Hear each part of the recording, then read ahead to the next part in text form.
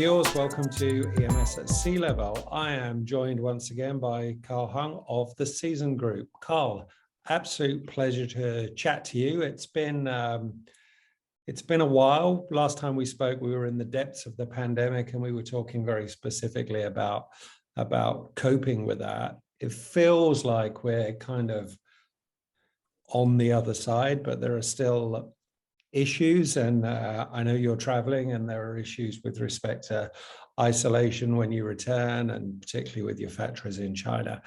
But I wanted to start with just what we've learned from this period, how it's kind of been a check in terms of the business, what it's changed in the business, what we've been able to focus on, what kind of reset we might have done during this period. How do you feel about the whole thing when you look back at it and you think, okay, well, there are some lessons learned there? Yeah, thanks for having me, Phil. Great to catch up with you. The last, what is it now, 2 years now? Yeah, just like 2 that. years plus. 2 years.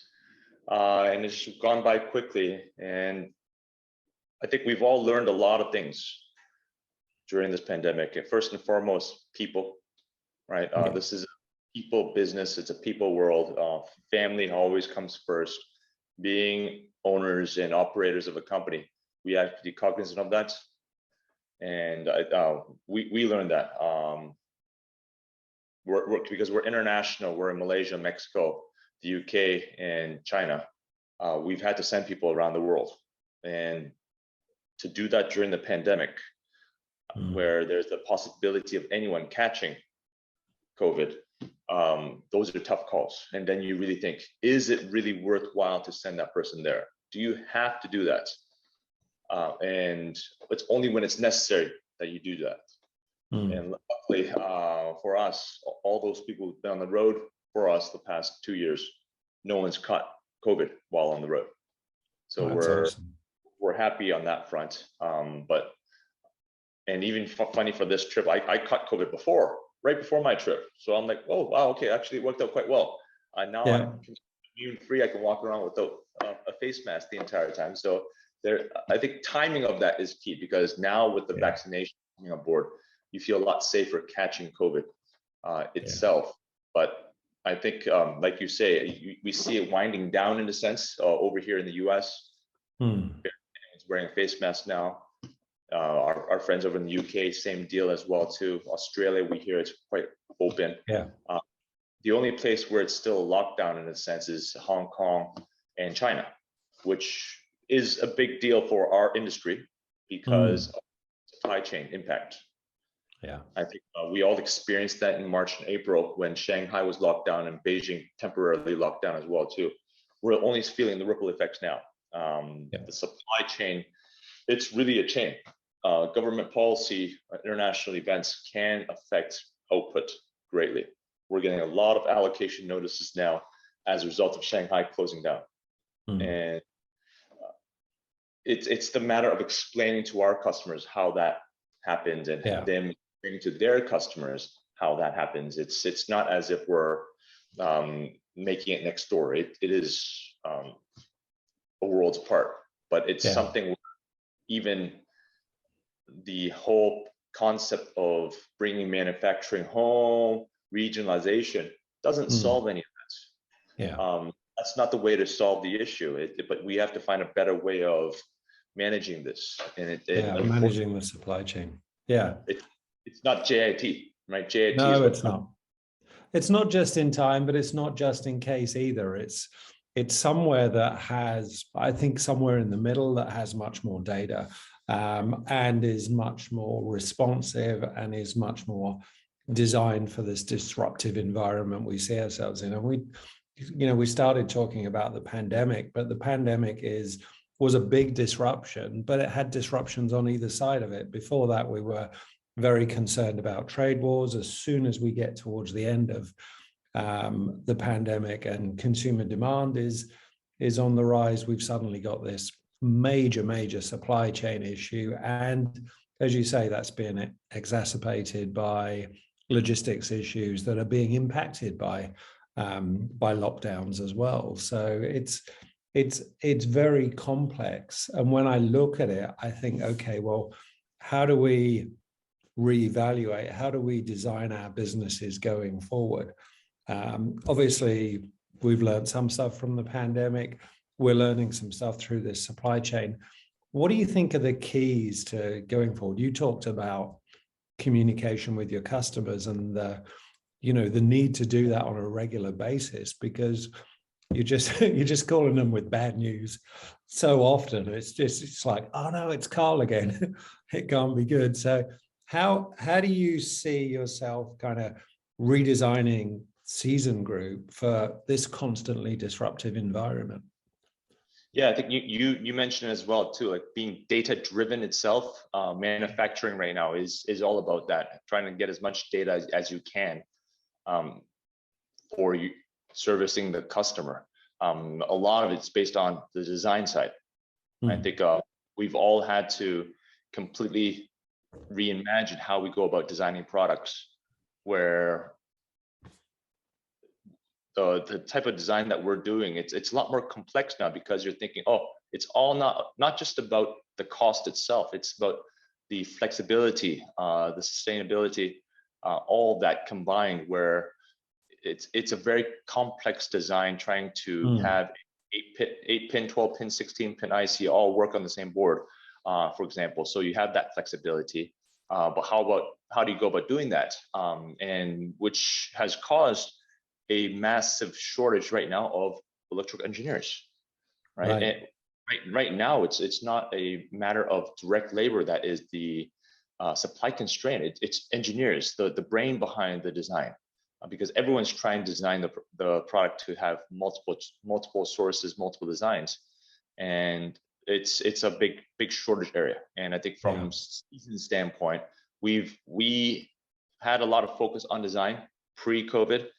This only exacerbated our focus towards that area, where we're pushing heavily into the design and really helping our customers take advantage of the international supply chain, where we don't focus just purely on the brand names. There's a lot of alternative sources out there, smaller fabricators as well too, that do have capacity. And I think if everyone's going towards buying chips from TSMC, good luck on trying to get allocation, but there's plenty of wafers out there that has capacity. You just have to know where they are. And you've got to dig a bit deeper. And I really like the idea that you're kind of designing the product, you're designing the bill of materials, you're designing the supply chain, aware that you've got to work for a disruptive environment. And these kind of good supply chain management, the environmental sustainability, all of those things felt like they were, to a degree, table stakes, and they were things that the OEMs wanted, but the most important thing they wanted was low price and as much value as they could achieve. Are OEMs becoming more pragmatic? Are they looking at the big picture, and is it not just about price now? We've had a lot of discussion with our customers about the whole sustainability factors, trying to determine, is it all about lithium ion? Is that the right way of doing things? Are there better use of packaging, for example? It's all there, but at the end, I think first step is being able to supply whatever you can. I think revenue is key for everyone to sustain. But for the last 3 months or so, we've had further discussions about design for sustainability. They are asking about, is there better packaging solutions? Can we consider molded pulp as opposed to vacuum formed plastics? And we're working there, but it's a very complex calculation, where you might be able to use molded pulp for packaging, but it's a bulkier packaging solution. So you're taking up more space in the container. So is it worthwhile to switch over? Like, you might be replacing one problem with another problem. That's the whole concept of EVs as well too. You're taking the limited supply of petrol, and then you're replacing with the limited supply of lithium ion, and causing a whole boatload of other issues in the electric world too. I think the whole EV thing's fascinating, and there was a big debate. We had a recent election here in Australia, and sustainability, the environment always comes up. And people were reminded that most Teslas here are coal-fired because that's where most of our electricity comes from. So to think of it as a sustainable vehicle is just looking in a very narrow way at the vehicle itself, but the electricity, you know, the manufacturing process, all those things have impact. So when you're looking environmentally, it's a life cycle analysis, isn't it? It's throughout the thing. And when you're looking at these disruptions and challenges, it's the same. One of the things I'm curious about as you look at kind of redesigning your business, your products, your supply chain for disruption is how do you look to the future on that? We don't know what the next disruption might be. There's a sense that it might be economic next, with interest rates rising and with inflation rising. How do you view preparedness for that? How do you make sure you've kind of almost built in agility into the business to be ready for the next, whatever it is, the next disruption? Yeah, I think I agree with you, Phil, on the next disruption. Economic wise, it feels the most logical one. What else can go wrong in this world, right? And with the interest rates going up, we're sensing there's a lot of slowed down activity. I think there's a lot of news about Walmart and others already slowing down inventory because they're at record high. Yeah. I think there's also news about the container activities or logistics activities slowing down in the US as well too, because they've stocked up. So it's coming. I think I've spoken to a lot of customers about the soft landing and how to make sure this is as easy as it is, because I can tell you a lot of people have gone out there and bought a lot of material, double ordering, triple ordering. The entire supply chain is very loaded with inventory now. And what happens when all of a sudden the guy says, stop, or I can't afford this? Because I think a lot of the inventory is being funded by the banks.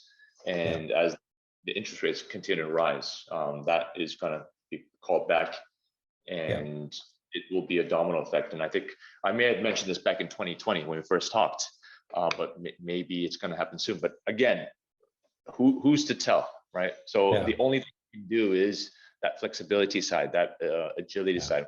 We're trying to sit on a reasonable amount of inventory. We're sitting at all-time high inventory right now for sure, but we're trying to sit on stuff that makes sense, that we flip, that can be used elsewhere as well, and design in that flexibility. You might be one or two components short of a clear to build set. Well, let's get rid of that. Let's find use technology and get that component in the house. I think that's what a lot of people are focusing right now on, getting rid of. Yeah. I mean, it's an insane situation, isn't it, Carl? When you think of it, when you think of the fact that we may be going into stormy times in terms of the economy. Meantime, we have more inventory than we've ever had.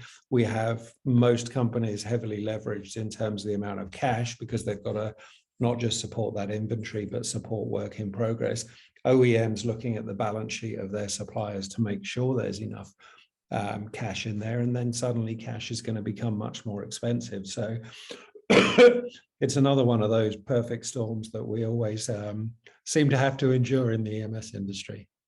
Indeed, it's a kind of like 2008 when the automotive industry came to a halt. Well, there's a lot of bailouts that needs to happen, and probably that is what's going to happen here too. Yeah, and it's curious. I think if we look at the last 12 months, Carl, we've seen quite a lot of consolidation, particularly where you are at the moment in the US. There's been a lot of acquisition, particularly in that middle area of the medium size, I guess $50 to $100 million sales EMS companies. Do you see this change in economic circumstances accelerating that because there'll be more opportunity, or dampening that because cash is more expensive? What do you expect there? Well, I definitely think valuations will go back more to a normal rate. I think a lot of private equity had a lot of money out there. And so a lot of consolidation happens as a result of that. And with interest rates being higher, then naturally that should stem the how many deals that's been going on. But I think once it continues, once the inventory really causes issues, there will be even more sale coming out. Yeah. Where hopefully there's some good deals to be had as well too. But again, who's going to be brave enough to jump on a deal like that when everyone's worried about inventory as well? Yeah. And I guess we get into a position where, where cash is king, and you went into the pandemic in a very strong cash position, and that seems to remain the case. The order books are at record high. Should we feel confident and comfortable in those order books, or are they like the order books of the component distributors? People have just said, okay, well, I know I need to order 12 months out now. So your order books, inflated just in an attempt to mitigate risk. Yeah, I think it is very inflated in that sense. I've never seen anything like this. If it can always be like this, it'd be a great thing, but it's not. So for us, we're quite cautious on that, and a lot of our customers, even when they place POs to us, we unfortunately have to pass on the same terms that our component manufacturers giving to us, which is NCNR. You can't cancel, can't reschedule. That's the only way we're willing to act on those POs as well, because to go from a 3-month order window to a 18-month order window, that's 6 times the liability. And so unfortunately for the EMS world, we don't make enough margin to be able to finance all of that. Swallow that for your customers. No, it doesn't make sense to either. No, and you're finding the OEMs, your customers, are being reasonably pragmatic about that. I mean, I guess their cash is under pressure in the same way. Yeah, I think for us, we're very lucky. Most of the customers that we deal with, we're not the Fortune 500 guys that we work with. We work with small, medium-sized, $1 billion size or so company, very well financed, very well positioned. So in that sense, they've even come to me saying, listen, if you're holding too much inventory, let us know and we'll help you out, which brought a tear to my eye. But we're very lucky with really good customers.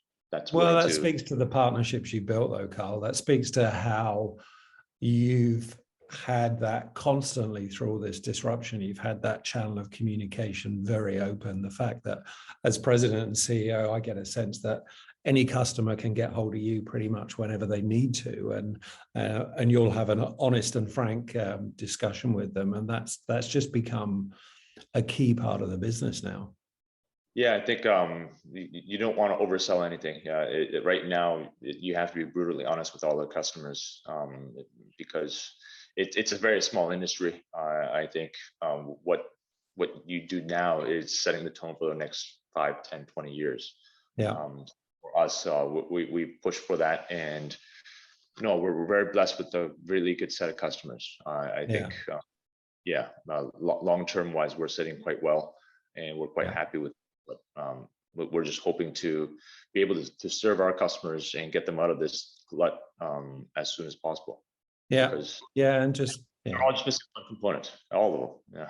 It's always that one that one component that you need to get stuff build ready.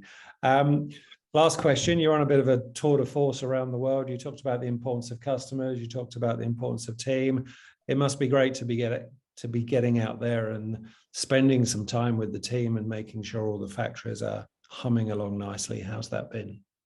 It's been amazing, right? I spent 8 months last year up in China, when in 2020 I didn't see them at all. So being with the China team for 8 months was great. Now I get to spend more time with the Malaysia, Mexico team. And unfortunately, I'm not a very big supporter of work from home. I'm in the manufacturing industry, so you have to work from the factory. So being in the factory, being able to interact with people, it's so much more vital, so much more effective. A Teams meeting or looking over a Power BI report, where I can sit in the manufacturing area and know what's going on and solve the issues. Where it's not a facade behind any data, it's real. And I think that is critical for our industry. Work from home is great once in a while, but not not perpetually, and definitely not for our industry.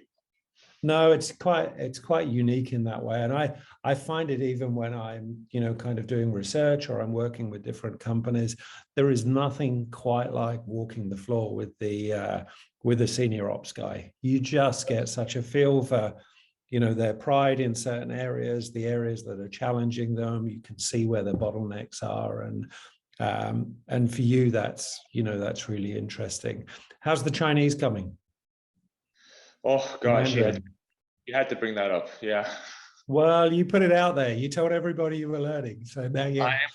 I'm learning, but for some reason I switched to Spanish for a little bit. So I'm working on my Spanish now. But it's not really going anywhere. There's the Mandarin. Maybe when I'm going back up to the factory again, then I'll pick it up again. But right now it is very rusty. Yeah, I spent a while living in Guadalajara and had Spanish lessons regularly, and enjoyed speaking to Spanish to people. But even by the end of it, with a lesson every day, I realized I could only speak in the present tense. So everything was living in the moment. There was no past, there was no future available to me. So yeah, languages are challenging, and if you're trying to learn more than one at one time, it's even more so. Very confusing. Spanish and Chinese and English mixed together in one conversation. There you go. You'll throw it all in there. Carl, an absolute pleasure to talk to you. Thanks so much for your time. All the best going forward, and we'll look forward to speaking again soon. Thank you.